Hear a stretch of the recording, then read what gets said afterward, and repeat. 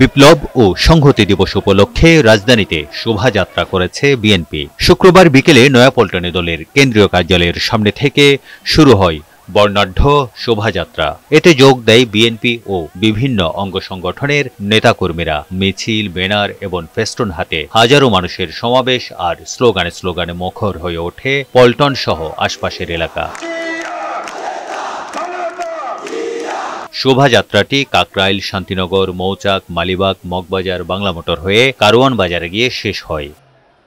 এ সময় দলটির নেতারা বলেন, ঐক্যবদ্ধ হয়ে সকল ষড়যন্ত্রের জবাব দিতে প্রস্তুত তারা। গণতন্ত্রের ত্রুটি যদি কেউ ধরতে চায় তাহলে এই দেশের জনগণ ঐক্যবদ্ধভাবে ষড়যন্ত্রকে রুখে দিয়ে গণতন্ত্রের পথ সুগম করবে। ষড়যন্ত্র মোকাবেলা করে ইনশাআল্লাহ আগামী ফেব্রুয়ারিতে একটি অবাধ সুষ্ঠু নির্বাচনের মাধ্যমে বাংলাদেশের জনগণের সরকার প্রতিষ্ঠা হবে। এর আগে সংক্ষিপ্ত সভায় দলের সিনিয়র নেতারা বলেন, বিএনপির নেতৃত্বে দেশে গণতন্ত্র ফিরবে। বাংলাদেশে আমরা বিএনপির নেতৃত্বে ইনশাআল্লাহ পুনরায় গণতন্ত্র ফিরিয়ে আনব।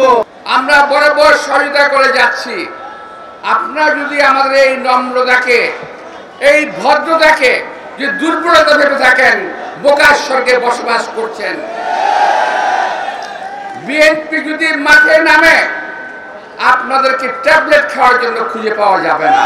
এ সময় বিএনপি মহাসচিব মির্জা ফখরুল ইসলাম আলমগীর বলেন, একটি দল মূল নির্বাচনকে বাধাগ্রস্ত করতে নির্বাচনের আগে গণভোট দাবি করছে। ওই রাজনৈতিক দলগুলো যে কয়েকটা গণভোটের চাপ দিচ্ছে, তারাও আজকে পরিষ্কারভাবে বলতে চাই যে নির্বাচনকে বানচাল করবার ষড়যন্ত্র করছে।